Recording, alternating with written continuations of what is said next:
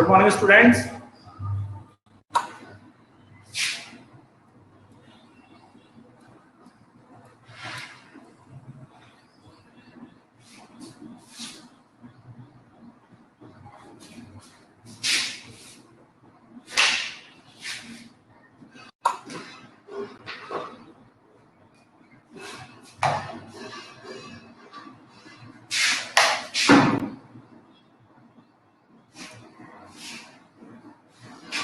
सबको good news तो मिली गई होगी तुमको कि स्कूल स्टार्ट होने वाले हैं।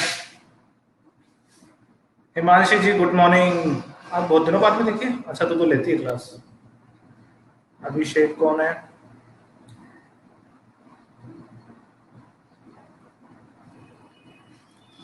सिमरन है अपने साथ, निशा है, मोहित है, कीर्ति है, हिमांशी है, अनिल है,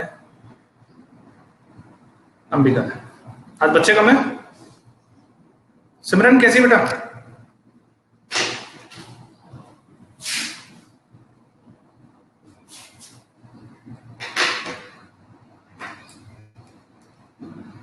आज अपने बच्चे कहाँ गए भाई?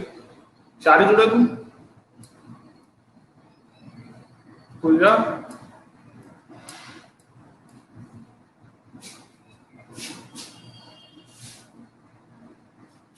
पूजा कहाँ गए भाई? बाकी सब जीत वगैरह 2 मिनट वेट कर लेते।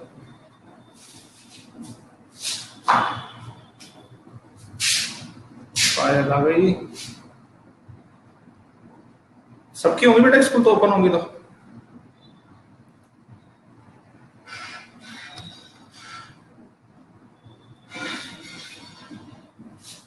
देख रहे हैं अभी, कोशिश कर रहे हैं। काफी सारी व्यवस्थाएं करनी पड़ेगी पहले।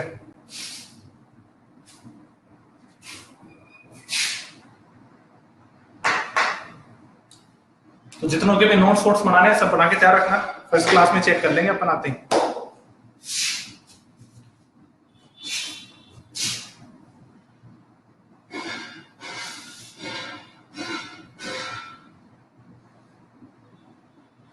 सिमरन है नहीं आई है क्या? सिमरन तो बस ऐसे मोबाइल चालू करके छोड़ के गई दिखती है।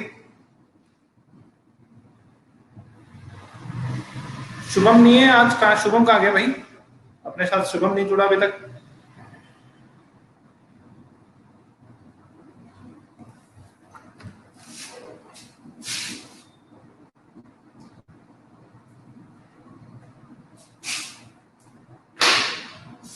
चलो लास्ट चैप्टर से कुछ एक बार क्वेश्चन पूछ लेते हैं, फिर उसके बाद अपन नेक्स्ट चालू करते हैं।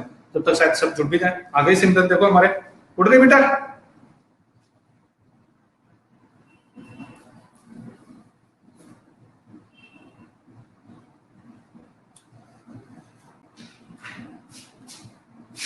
चलो तो कुछ क्वेश्चन है, सब ध्यान से सुने।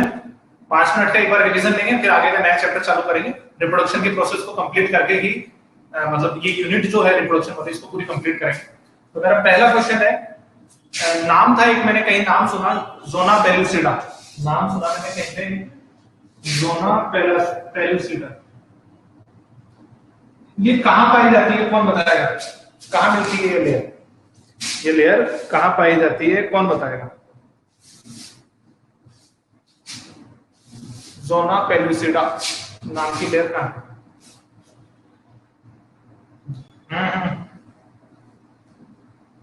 बिल्कुल आ रही है, आ रही है, आ रही है।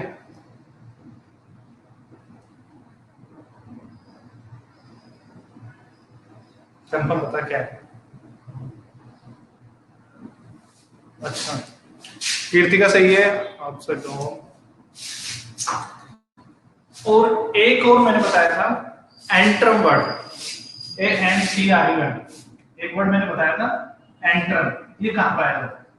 ये किस चीज का नाम है? Antrum. Good morning Leena ji.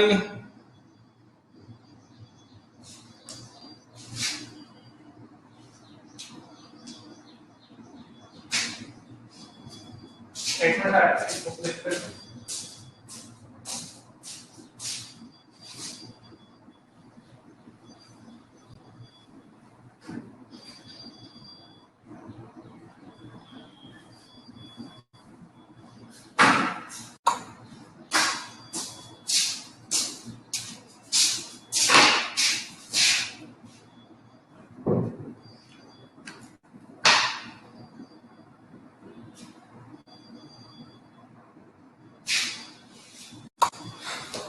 Fluid field a thick transparent membrane surrounding a mammalian ovum before implantation। सही है, ये तो बिल्कुल नेट की फोटोकॉपी लगी।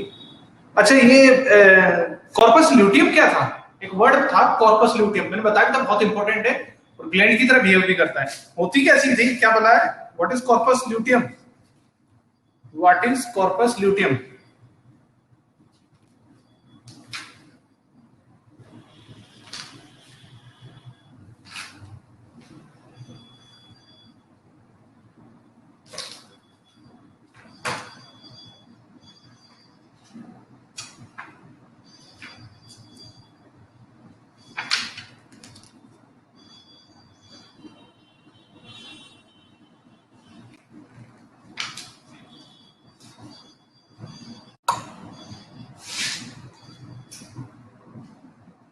एंडोक्राइन ग्लैंड है। मैंने बोला स्ट्रक्चर क्या होती है, हमें पता है ग्लैंड है तो। Secrets progesterone. और कौन सा हार्मोन सीक्रेट करती है बेटा लीना?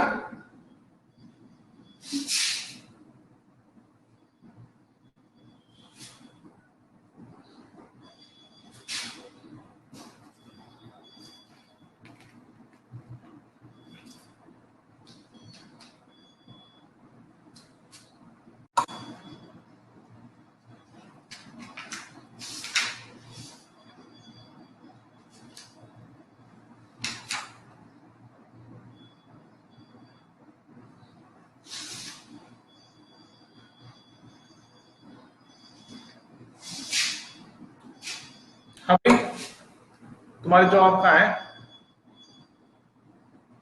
अनुष्का पढ़ के आई थी बेटा। Estrogen, progesterone, mast cells of the ovary.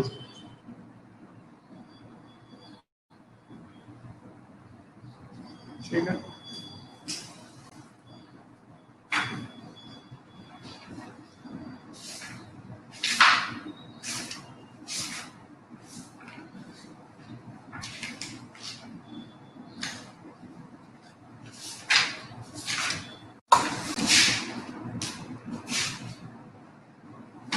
कौन सा बैक्टीरिया था जो वेजाइनल पार्ट की एसिडिटी को कम करता है? Name the bacteria. बैक्टीरिया का नाम बताओ।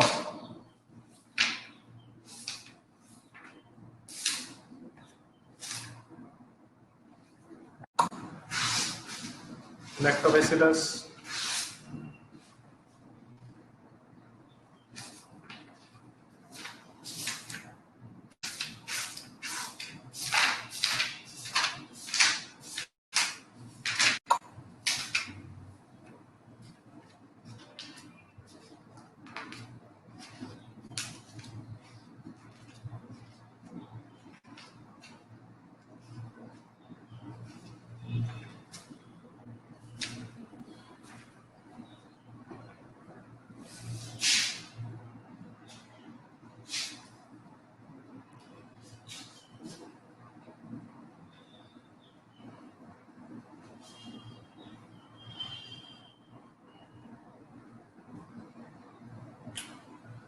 चलो ठीक है, फिर तो कुछ कुछ पढ़ के आए, कुछ कुछ नहीं पढ़ के आए।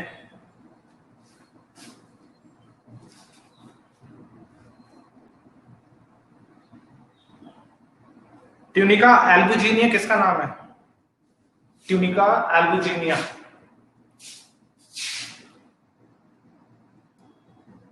लैक्टोबैसिलस सही है ये क्वेश्चन का आंसर तुम्हारा।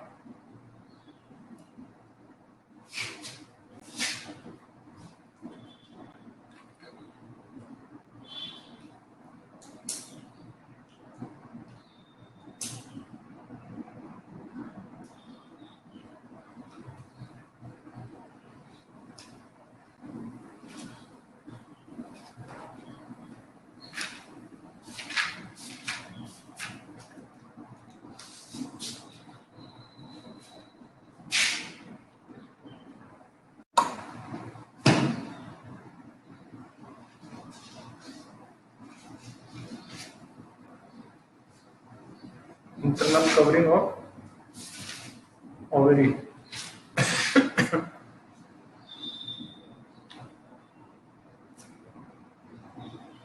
ट्यूनिका एल्बुजिनिया नहीं बता पाए क्या? Internal part of ovary part होगा कि लेयर होगी? अच्छा, विसरल पेरिटोनियम नाम सुना है किसी ने? तो में से विसरल पेरिटोनियम,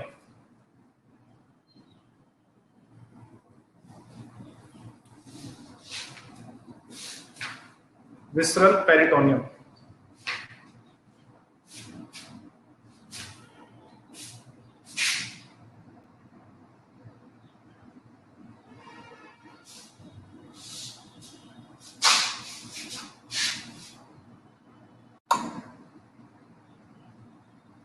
चलो ठीक है, very good.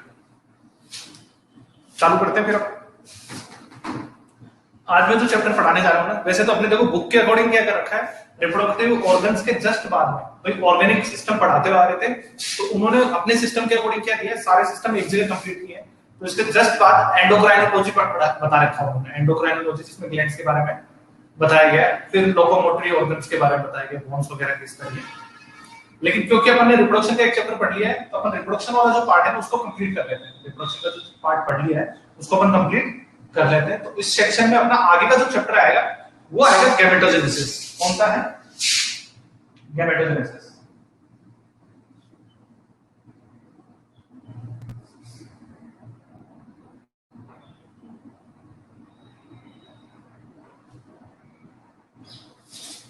Gametogenesis in human, ये है चैप्टर का नाम। ठीक है, नाम से क्या समझ में आ रहा है? कौन बताएगा? What is the meaning of gametogenesis? नाम से क्या समझ में आ रहा है? अच्छा, एक वर्ड मैंने बताया था तुम्हें, है ना, गोनाड। एक वर्ड बताया था मैंने, गोनाड।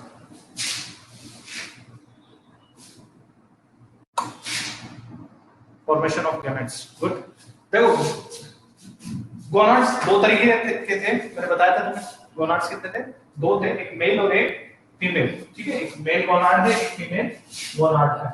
उनमें गैमेट्स का बनना ये क्या है?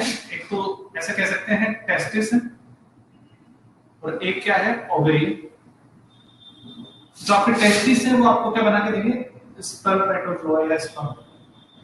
या जो ओवरी है वो आपको बना के देगी ओवम या एग। ठीक है, तो यहां से जो प्रीमोर्डियल जर्म सेल्स थी, ठीक है, दोनों में है। जैसे अपन ने प्लांट में पढ़ा था, पोलन ग्रेन मदर सेल पाई गई थी। ठीक है, जो प्राइमरी सेल्स थी, ठीक है, वो मैच्योर होकर क्या बना लेती है? पोलन ग्रेन बना लेती है। उधर एक सेल में भी कुछ ऐसा ही देखा था। सेम वैसा प्रोसेस ह्यूमन बीइंग्स में भी पाया जाता है। यहाँ पे दो तरह के गोनाड्स देखने को मिलते हैं, टेस्टिस और ओवरी, और उनके अंदर मैच्योर किए जाते हैं या तैयार किए जाते हैं स्पर्म्स और ओवम। और उनके अंदर पहले से पाई जाती है प्राइमरी जो गैमेट सेल्स होती है, जो पहले से जो सेल्स है। ठीक है, बॉडी के अंदर दो तरह की सेल्स है, सोमेटिक सेल्स और जो जर्म सेल, तो इन्हें प्री जर्म सेल्स कह सकते हैं। ठीक है, जो गैमेट्स को जन्म देंगे, आगे चल के जो क्या देंगे? गैमेट्स का फॉर्मेशन करेंगे। तो यहां से लेकर के यहां तक बनने का जो प्रोसेस है, इसके अंदर गोनाड्स के अंदर क्या बनने का? जैसे स्पर्म बन रहे हैं या ओवम बन रहे हैं, और ये दोनों क्या कहलाते हैं अपने? ये दोनों चीजें क्या कहलाती हैं अपनी? गैमेट्स कहलाती हैं। ठीक है, the formation of gametes in gonads, the formation of gametes in gonads is called gametogenesis. क्या कहलाएगा?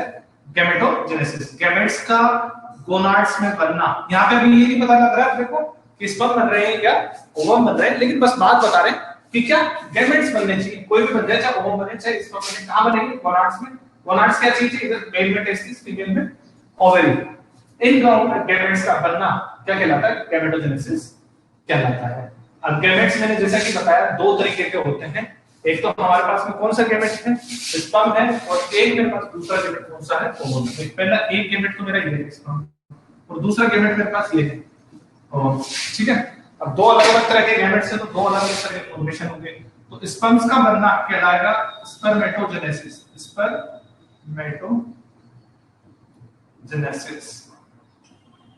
ठीक है, सेम स्पेलिंग है, बस गैमेट का नाम आ गया है। ठीक है, इधर एक को ओ बोलते हैं तो oogenesis। The formation of sperms in gonads or testes is called spermatogenesis. The formation of ovum and egg in ovary is called oogenesis. Simple है, यहां तक तो कोई कॉम्प्लिकेशंस आए नहीं है। ठीक है, अब जैसे देखो कुछ एनिमल्स तो क्या होते हैं, मोनोशियस होते हैं। कैसे होते हैं? मोनोशियस। या ऐसे भी हो सकता है, हर्मेफ्रोडाइट भी हो सकते हैं। हर्मेफ्रोडाइट नाम सुना हुआ है ना? ठीक है, तो ये क्या करते हैं, दोनों तरह के गैमेट एक ही एनिमल बना लेता है। मेल गैमेट भी यही बना लेगा, फीमेल गैमेट भी यही बना लेगा, लेकिन इसके लिए दोनों तरह के गोनाड्स होना जरूरी है। जैसे अर्थवॉर्म अपन ने पढ़ा था, हर्मेफ्रोडाइट ऑर्गेनिज्म है। एक टाइम वो किसकी तरह बिहेव कर लेता है, फीमेल की तरह, एक बार वो किसकी तरह बिहेव कर लेता है, मेल की तरह। ठीक है, तो उसमें क्या होते हैं, एक बार स्पर्म बन जाते हैं और एक बार क्या बन जाते हैं, उसमें ओवम बन जाते हैं। कोई कॉम्प्लिकेशन नहीं है, बहुत इजी वाला स्टेप अपन पढ़ के आए हैं। लेकिन देखो जो ह्यूमन है ना, ह्यूमन कैसा है, डायमॉर्फिक है। ठीक है, ये बायोमॉर्फिज्म बोल सकते हैं इस चीज को, जिसमें क्या होती है, सेक्सुअलिटी पाई जाती है। मेल रिप्रोडक्टिव ऑर्गन अलग ऑर्गेनिज्म में मिलेगा, फीमेल रिप्रोडक्टिव ऑर्गन है वो अलग ऑर्गेनिज्म में मिलेगा। मतलब दो लिविंग बीइंग्स होंगे जिसमें डिफरेंट सेक्स ऑर्गन्स होंगे। जबकि अर्थवॉर्म एक ही ऑर्गेनिज्म था जिसमें मेल रिप्रोडक्टिव ऑर्गन भी था और फीमेल रिप्रोडक्टिव ऑर्गन भी था। तो अपन कैसे हो गए, बायोमॉर्फिक हो गए। ठीक है ना, याद रखना। इसीलिए अपने पास में दो अलग-अलग तरीके के गोनाड्स मिलेंगे और दो अलग-अलग प्रोसेस से अपन क्या करेंगे, स्पर्म्स को बनाएंगे और एक तरह ओवम को बनाएंगे। ठीक है, तो पहला जो काम करते हैं वो अपन करेंगे, मेल वाला पढ़ेंगे पहले, स्पर्म्स बनाएंगे। आज कारण समझ में आएगा अपने को कि लाइफ लॉन्ग स्पर्म्स क्यों बनते रहते हैं मेल में। ठीक है, देखिए सेक्सुअली मैच्योरिटी के बाद में लगभग 12 से 14 साल की एज के बाद में, अब एक बार अपन फीमेल को भूल रहे हैं, भूल तो नहीं सकते। ठीक है, नारी शक्ति है। कल देखा ना कंगना ने क्या बवाल मचा रखा, खंबे को हिला रखा है ना, तो नारी को तो भूल नहीं सकता कोई, भगवान शिव भी नहीं भूल पाए थे। लेकिन अपन एक बार कैसे करेंगे, उनको थोड़ा सा अपन डिटेल में पढ़ेंगे, थोड़ी देर बाद में पढ़ेंगे। पहले आज मेल को पढ़ लेंगे, थोड़ा जल्दी पढ़ने में आ जाएंगे ना। तो आज अपन मेल को पढ़ रहे हैं। एक हार्मोन होता है, एक हार्मोन का नाम है FSH, follicle stimulating hormone, FSH. लीना कौन सीक्रेट करता है बेटा? नहीं, कौन सीक्रेट करता है ये तो तू बता देगी। पिट्यूटरी सीक्रेट करती है, किसके कंट्रोल में ये बता? Follicle stimulating hormone. हार्मोन समझते हो ना क्या? कुछ केमिकल मैसेंजर्स हैं, जो क्या करते हैं, केमिकल सीक्रेट करते हैं। कुछ केमिकल्स हैं, अनुष्का बता बेटा अपने। एफएसएच हार्मोन नाम सुना हुआ पहले? तो देखो ये फॉलिकल स्टिमुलेटिंग हार्मोन है, ये पिट्यूटरी ग्लैंड है, वो सीक्रेट करती है। पिट्यूटरी ग्लैंड है, वो सीक्रेट करती है। नाम से समझ में आ रहा है, फॉलिकल बोलते हैं आपके, कोई भी फॉलिकल हो सकता है, एक भी एक फॉलिकल है, स्पर्म भी एक फॉलिकल है, दोनों को स्टिमुलेट करते हैं। स्टिमुलेट मतलब बनाने के लिए तैयार करते हैं, रिस्पॉन्स करवाते हैं on the set of puberty. Puberty word तुमने पहले सुना हुआ है किसी प्रीवियस क्लासेस में। ठीक है, जिसमें सेक्सुअली मैच्योर होने का जो प्रोसेस है उसे प्यूबरिटी बोलते हैं। कि भाई एक न्यू बॉर्न कोई है, चाहे वो मेल हो, चाहे फीमेल हो, चाहे एनिमल हो, चाहे जैसे ह्यूमन बीइंग की बात करें, चाहे किसी गाय भैंस की बात करें, तो एक सर्टेन एज पे आने के बाद ही सेक्सुअली मैच्योरिटी आती है। क्या आती है? सेक्सुअली मैच्योरिटी डेवलप होती है। Sexually maturity in the sense, कभी ऐसा नहीं हो सकता कि किसी एनिमल ने बच्चे को जन्म दिया और उस बच्चे ने तुरंत बच्चे को जन्म दे दिया, ऐसा कभी नहीं होता। एक सर्टेन एज का गैप होता है, चाहे वो अपने घर पे डोमेस्टिक काउ, गाय भैंस हो या फिर बड़े एनिमल हो। लेकिन उनमें क्या होती है, सेक्सुअली मैच्योरिटी होने के लिए तो उनकी बॉडी पूरी डेवलप होती है, बस सेक्सुअली मैच्योरिटी नहीं आती। वो सेक्सुअली मैच्योरिटी कब आती है? जब कुछ हार्मोन्स रिलीज किए जाते हैं जो आपके ग्लैंड्स के कंट्रोल में है।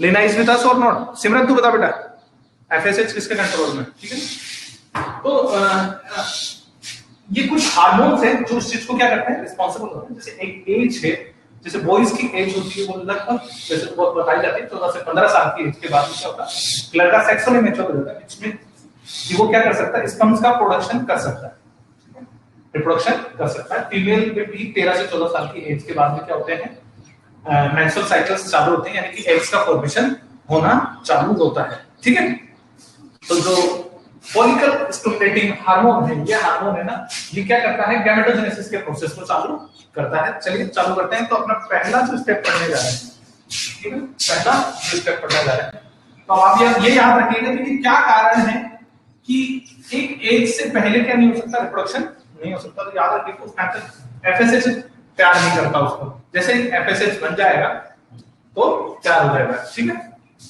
तो पहला अपन पढ़ने जा रहे हैं spermatogenesis, the formation of sperms from primary germ cells. ठीक है, is called spermatogenesis.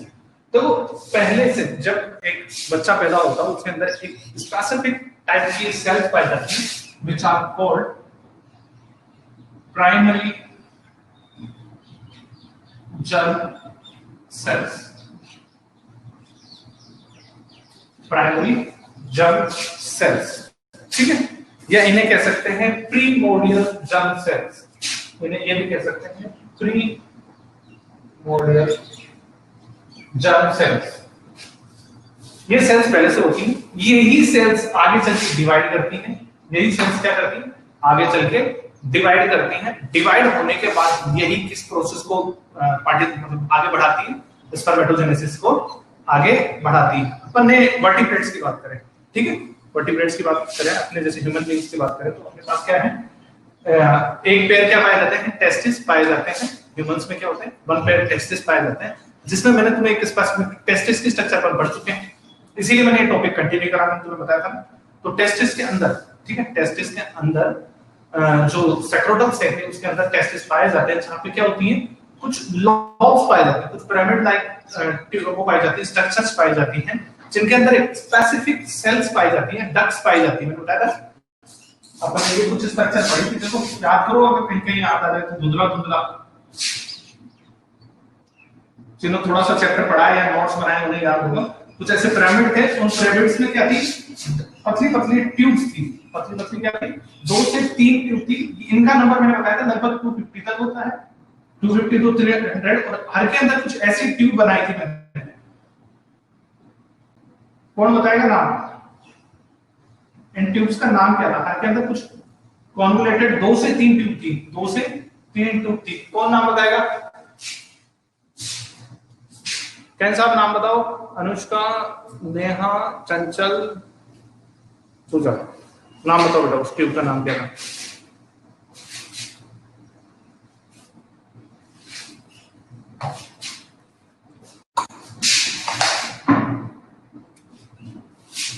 Good morning Shubham. Seminiferous tubules कहते हैं, ठीक है, सेम्निफेरस ट्यूब्यूल्स कहा जाता है, ठीक है ना, ये बिल्कुल सही बात है, इन्हें सेम्निफेरस ट्यूब्यूल्स कहा जाता है। जिसकी आउटर जो मेम्ब्रेन है, जिसकी जो मेम्ब्रेन है, इनर मेम्ब्रेन, जिसे ट्यूनिका प्रोपिया कहते हैं, ठीक है। हाँ भाई सही है, बिल्कुल सही है। निशा भी आ गई क्या? गुड मॉर्निंग निशा। ठीक है, इन्हें सेम्निफेरस ट्यूब्यूल्स कहते हैं। यहीं पे क्या होती है, स्पर्मेटोजेनेसिस का प्रोसेस कंप्लीट होगा। अब अपन ने इसको डाइसेक्ट करके भी देखा था, अपन ने इसको डाइसेक्ट करके भी देखा था, एक डायग्राम, ठीक है, याद आया हो तो कहीं ना कहीं। उनके अंदर अपने 2 तरह की स्पेसिफिक सेल्स पाई जाती हैं। इसके अंदर क्या होती है, 2 तरह की स्पेसिफिक सेल्स पाई जाती है। मैंने इसको डाइसेक्ट करके एक डायग्राम बना के दिखाया था आपको।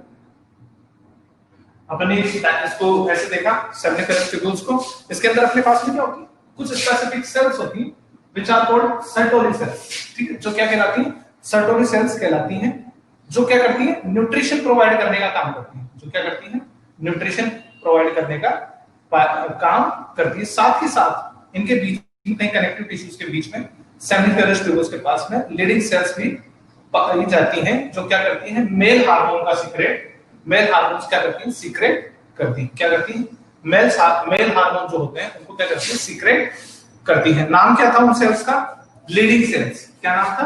Leading cells. या तो सर्टोली, 2 तरह की सेल बताई मैंने। पहली सेल्स का नाम बताया है सोमेटिक सेल्स, ठीक है, पहली सेल्स का नाम क्या बताया, सोमेटिक सेल्स बोलते हैं जिन्हें, या सर्टोली सेल्स भी कहते हैं। सर्टोली सेल्स को और भी कुछ बोलते हैं क्या? कोई नाम बताया मैंने ऐसा? मुझे पता नहीं क्यों याद आ रहा है कि सर्टोली सेल्स को मैंने कुछ और भी बताया। 2 तरह की सेल्स दिखाई थी, इसके अंदर 2 तरह का डायग्राम बताया मैंने, जैसे नाम।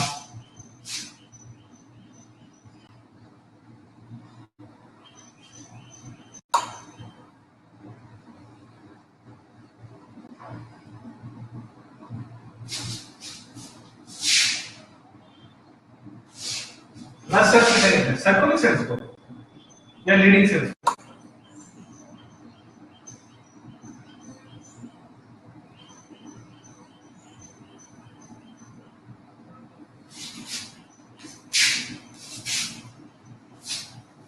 Nerve cells. चलो ठीक है भाई, तो याद रखिएगा इसमें क्या होती है, दो तरह की सेल्स पाई जाती हैं। पहली जो है उन्हें कहते हैं अपन सर्टोली सेल्स। सर्टोली का नाम ही नर्स रखो। नर्स क्या करती है? ध्यान रखती है हर किसी का, खाना पीना देना, दवाई देना, ये काम होता है। तो ये क्या करती है? न्यूट्रिशन देने का काम करती है, टेक केयर का काम करती है। ठीक है। दूसरी मैंने बताई थी जो ये सर्टोली सेल्स हो गई है, तो ये बीच में मैंने बताई थी क्या पाई जाती है? बीच बीच में लीडिंग सेल्स पाई जाती है। कौन सी लीडिंग सेल्स पाई जाती है? जो किसका काम करती है? एंडोक्राइन ग्लैंड की तरह फंक्शन करती है। वैसे तो इसको मिस काइंड ऑफ ब्रेन के यहाँ गलत नहीं होगा, लेकिन ये है जो आपकी लीडिंग सेल्स है, ये किसकी तरह काम करती है? एंडोक्राइन ग्लैंड की तरह काम करती है। जो कौन सा हार्मोन सीक्रेट करवाती है? एंड्रोजन। कौन सा हार्मोन सीक्रेट करवाती है? एंड्रोजन।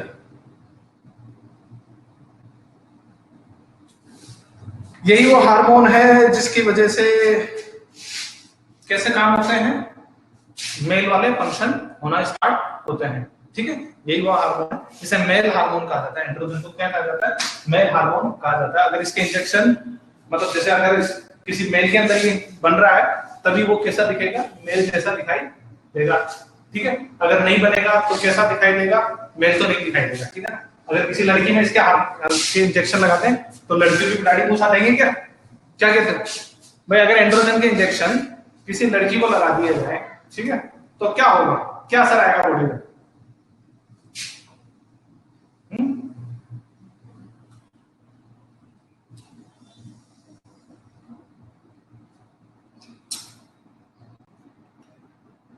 ऐसे मेरे मन में एक क्वेश्चन है कि किसी एक लड़की को, ठीक है, उसको एंड्रोजन के इंजेक्शंस दिए गए कंटिन्यूटी में, ठीक है, तो उसकी बॉडी पे क्या क्या रिस्पॉन्स होगा?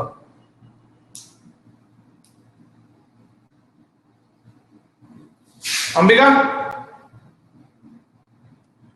अंबिका इज विद अस और नॉट?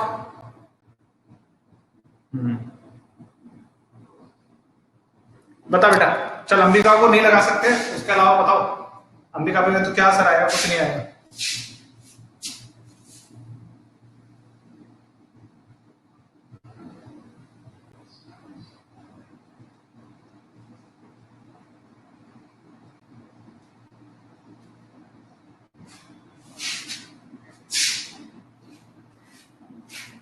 किसी को नहीं पता?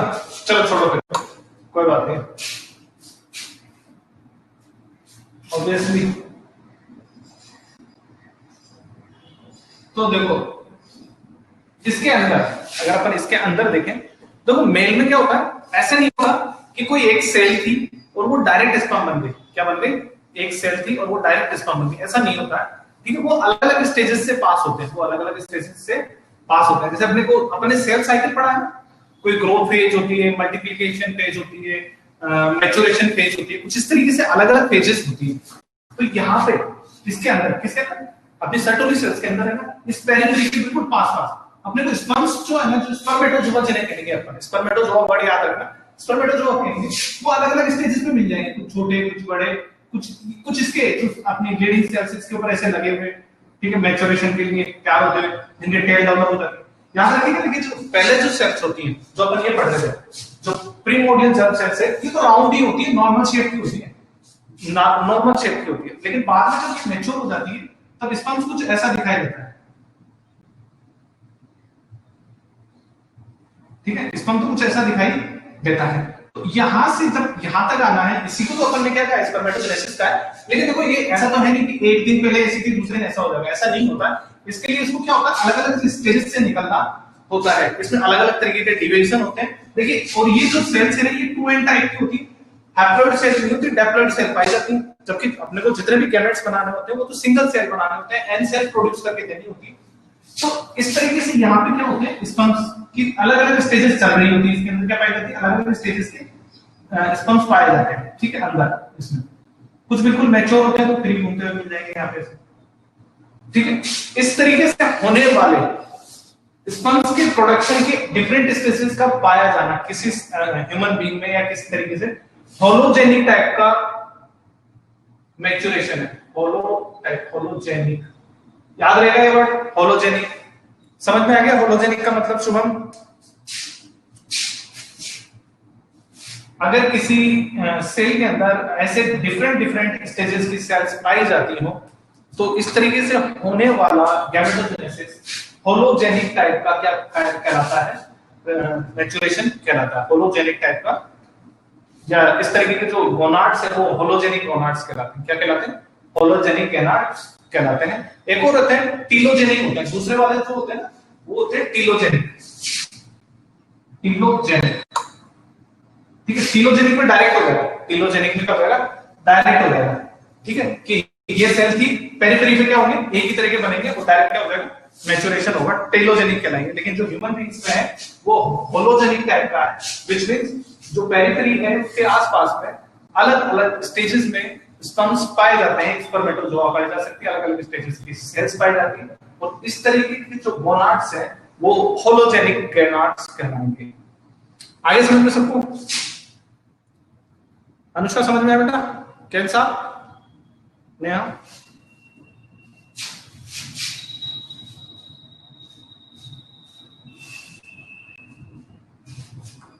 समझ में आया तो थंब भेज दिया करो, मुझे भी लगता रहे कि तुम सब जग रहे हो। अनिल का अपना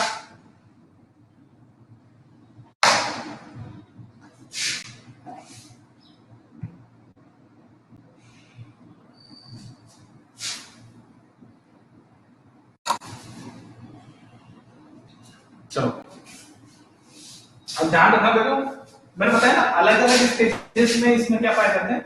स्पर्मेटोजोआ पाए जाते हैं। लगभग 72 से 74 घंटे का टाइम लगता है एक स्पर्म को बनने में। 72 आवर्स, अराउंड 72 आवर्स से 74 आवर्स का पूरा टाइम लगता है एक गैमेट को मैच्योर होने में, ठीक है। अब तुम समझ लो लगभग 3 दिन का टाइम है, ठीक है। एक स्पर्म्स को बनने के लिए क्या चाहिए? 3 दिन का टाइम चाहिए होता है। चलो तब आगे चालू करते हैं, फिर पढ़ना चालू करते हैं फॉर्मेशन ऑफ स्पर्मेटोजेनेसिस। ये तो जगह और वो बता दिया कि कहाँ बनते हैं, कैसे बनते हैं। अब प्रोसेस आएगा अपना किसका? स्पर्म्स बनने का, किस तरीके से बनता है। तो स्पर्मेटोजेनेसिस को अपन थोड़ा सहूलियत के लिए इजी स्टेप्स में डिवाइड करके 2 पार्ट्स में डिवाइड कर लेते हैं ताकि अपने को आसानी से पढ़ा जा सके, आसानी से याद हो सके। ज्यादा टफ पढ़ नहीं पाएंगे ना, थोड़ा आसानी कर लेते हैं इस काम को, ठीक है। तो 2 स्टेप बनाते हैं जिसमें अपन स्पर्म्स प्रोडक्शन को समझेंगे। इसमें स्पर्म जो बनेंगे वो 2 अलग अलग स्टेज में कह सकते हैं। एक तो प्री स्टेज है और एक पोस्ट स्टेज है। तो देखो कौन कौन से स्टेजेस हैं, नाम क्या क्या है उनके। तो अपन ने क्या किया है, स्पर्मेटोजेनेसिस को या जो प्राइमरी जर्म सेल से लेकर के स्पर्म बनने का जो पूरा प्रोसेस है उसको 2 टुकड़ों में डिवाइड कर लिया है। 2 टुकड़ों में डिवाइड कर लिया है। पहला जो पार्ट है उसका नाम दिया है अपन ने फॉर्मेशन ऑफ स्पर्मेटिड या spermatogenesis. Formation of spermatid. Board दिखाई दे रहा है सबको? पहला स्टेप है, बोर्ड दिखाई दे रहा है सबको?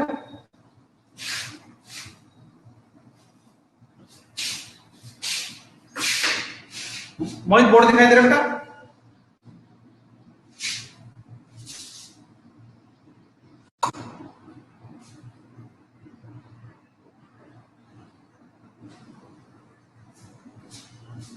चलो दूसरा है फॉर्मेशन ऑफ स्पर्मोजेनिया।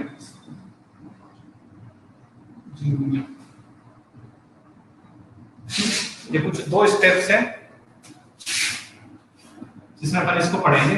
फॉर्मेशन ऑफ स्पर्मेटोजेनिया और फॉर्मेशन ऑफ, या इसे स्पर्मियोजेनेसिस भी कह सकते हैं। स्पर्मियोजेनेसिस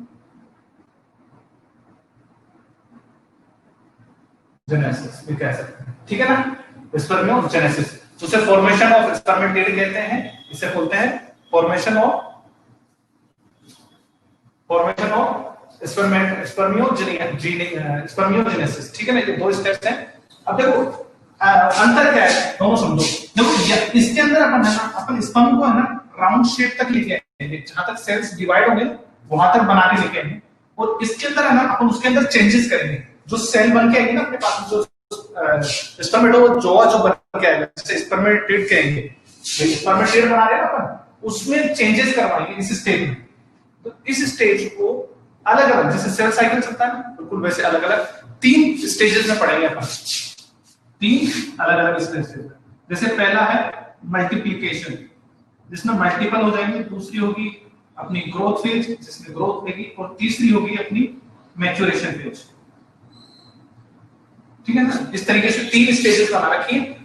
पहली स्टेज कौन सी है? मल्टीप्लिकेशन, दूसरी है अपनी ग्रोथ फेज, तीसरी है मैच्योरेशन फेज। तीसरी कौन सी है? अपनी मैच्योरेशन फेज। ठीक है ना, ये कुछ 3 स्टेप्स में मेरे पास में इन्वॉल्व है फॉर्मेशन ऑफ स्पर्मेटिड। ठीक है, और ये वाला जो प्रोसेस है इस पर फॉर्मेशन ऑफ स्पर्मेजेनेसिस, एक्चुअली यहां से फिर जो सेल में रहेगी वो बिल्कुल राउंड शेप में रहेगी, फिर अपने उसमें थोड़ा चेंजेस लेके आना। जैसे अभी मैंने बताया ना, टेल बननी चाहिए, ऊपर उसके एक्रोसोम वाला होना चाहिए पार्ट, माइटोकॉन्ड्रिया होता है उसमें कुछ चेंजेस आ जाते हैं, नेक बन बना लेता है, तो कुछ इस तरीके के जो चेंजेस हैं वो वाले प्रोसेस अपन इसमें पढ़ेंगे। ठीक है, यहां तक समझ में आ गया सबको?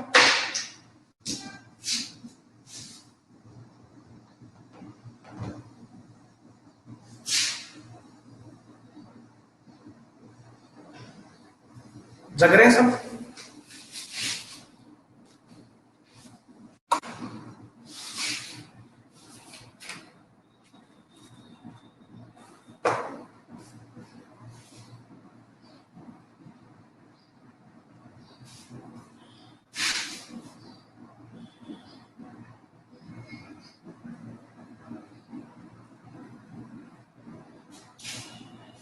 चलो तो बस फिर आज यहीं पे रोकेंगे। एक बार थोड़ा सा ये पढ़ के आना, ठीक है ना, आपके पास सबके पास बुक है, आप एक बार इस प्रोसेस को थोड़ा पढ़ लेना, विजुअलाइज करना, इमेजिन करना थोड़ा इजी हो जाएगा, इमेजिन करना थोड़ा इजी हो जाएगा कि किस तरीके से कौन कौन सा स्टेप कहाँ कहाँ इन्वॉल्व होता है। ठीक है, ऐसा ना हो कि बाबा जी ज्ञान देके चले जाए और भक्त बाद में पूछते रहे कि सीता जी किसके पिताजी थे। ठीक है ना, और ऐसा होता तभी है जब आप थोड़े से भी अवेयर ना हो। ठीक है भाई, कुछ पढ़ने के लिए, कुछ जानने के लिए थोड़ी जिज्ञासा होना बहुत जरूरी है। ठीक है ना, वो जिज्ञासा तभी बनेगी जब थोड़ा पढ़ लोगे। ठीक है, चलो फिर अगली क्लास में मिलते हैं। Goodbye, take care.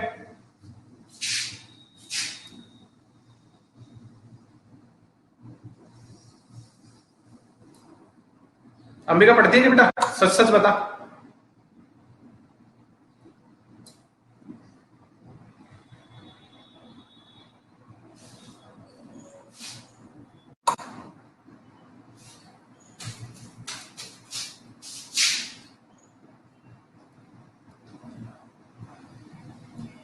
Ambika पढ़ती है क्या?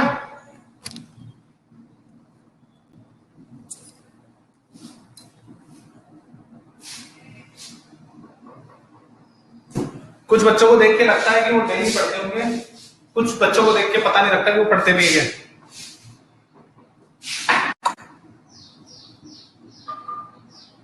चलो, बहुत अच्छा लगा जान करके कि आप पढ़ते हैं। ठीक है, चलो नेक्स्ट क्लास में मिलते हैं बेटा, है ना?